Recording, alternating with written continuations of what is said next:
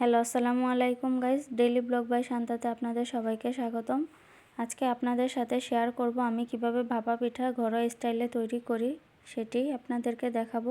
ভাপা পিঠা তৈরির জন্য এখানে আমি নিয়ে নিয়েছি মরিচা গুড় এবং নারকেল কুড়ানো। আর অফ ক্যামেরাতে আমি চাউলের গুঁড়াটাকে লবণ এবং ঠান্ডা পানি দিয়ে ঝরঝরা করে গুলিয়ে নিয়েছি। আমি কিন্তু গুঁড়িটাকে এখানে চালনি দিয়ে চালিনি। পিঠা তৈরির জন্য আমি পাতিলটাকে চুলায় বসিয়ে দিলাম পানিটা ফুটে ওঠার জন্য।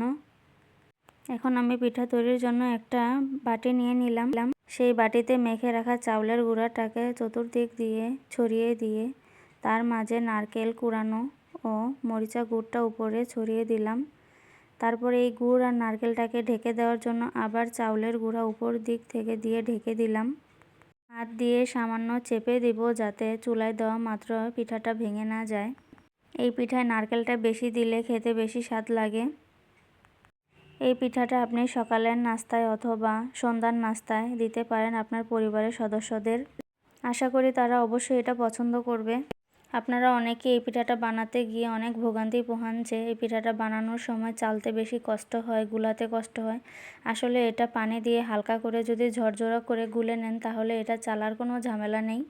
আপনার বাসায় যদি হঠাৎ করে কোনো মেহমান চলে আসে তাদেরকে এই পিঠাটা সহজেই বানিয়ে খাওয়াতে পারবেন কোনো ঝামেলা ছাড়াই। আপনারা যখন চাউলের গুঁড়িটাকে লবণ পানি দিয়ে গুলাবেন তখন অল্প অল্প করে পানি দিয়ে তারপর গুলাবেন, তাহলে পিঠার গুঁড়িটা ঝরঝরা হবে। আর যদি একসাথে বেশি পানি দিয়ে ফেলেন তাহলে কিন্তু পিঠাটা ঝরঝরা হবে না।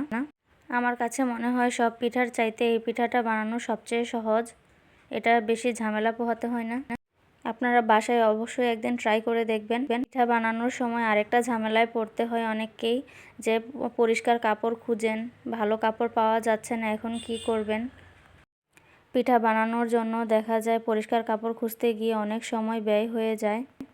তো আপনাদের জন্য একটা নিনজা টেকনিক নিয়ে চলে আসলাম। আপনারা চাইলে বাজার থেকে কাপড় কিনে আনার পর দেখবেন আপনাদেরকে শপিং ব্যাগ দেয়।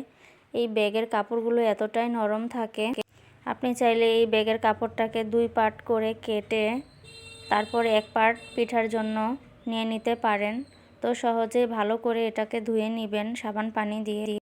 তারপর এটা দিয়ে সহজেই আপনি ভাপা পিঠা তৈরি করে ফেলতে পারবেন কোনো ঝামেলা ছাড়াই। আমি শপিং ব্যাগ সাদা কাপড়ের ব্যাগটা নিয়ে নিয়েছি যাতে পিঠার গায়ে কোনো রং না লেগে থাকে। আর লাল কাপড় নিলেও কোনো সমস্যা নেই, কারণ ওই কাপড়টা ভালো করে ধুয়ে নিলে রং ওঠার কোনো ভয় থাকে না। তো দেখেন আমার পিঠা তৈরি হয়ে গেছে। আমার পিঠাটা দেখতে কেমন হয়েছে আপনারাই বলেন।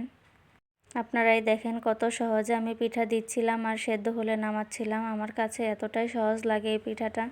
হ্যাঁ, অনেকেই আছেন যারা বুঝতে পারেন না পিঠাটা সিদ্ধ হওয়ার পর যে পিঠাটা হয়েছে কিনা। তারা কি করবেন, পিঠার মাঝে একবার হাত দিয়ে বারবার ঢেপ দিয়ে দেখবেন যে পিঠাটা হাতের সাথে লেগে আসছে কিনা। যদি লেগে আসে তাহলে বুঝবেন যে পিঠাটা হয়নি। আর সেদ্ধ হলে গুড়ির যে কালারটা কিছুটা কালো হয়ে যায়। সেদ্ধ হওয়ার পর পিঠাটা আরেকটা রং ধারণ করে, এটা দেখলেই বোঝা যায় যে এটা সেদ্ধ হয়ে গেছে। আবার অনেক সময় দেখা যায় উপর দিয়ে রং হয়ে এসেছে কিন্তু ভিতরে কাঁচা রয়ে গেছে। এই কারণে হাত দিয়ে একটু ঢেপ দিয়ে দেখলেই ভালো হয় যে পিঠাটা হয়েছে কিনা।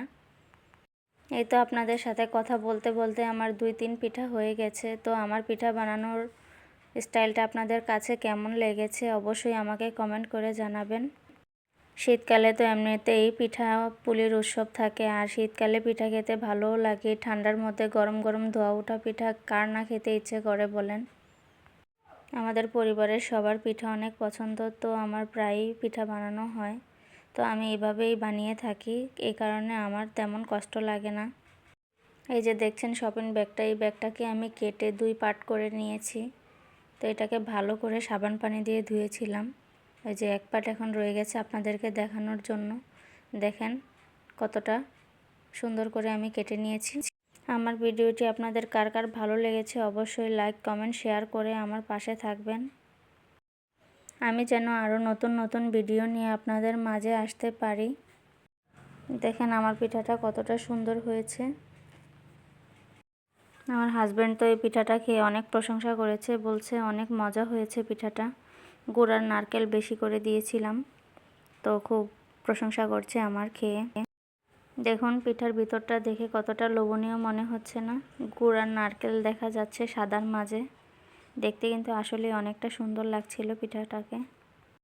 সবাইকে অসংখ্য ধন্যবাদ আমার সম্পূর্ণ ভিডিওটি দেখার জন্য। সবাই ভালো থাকবেন, সুস্থ থাকবেন। আসসালামু আলাইকুম।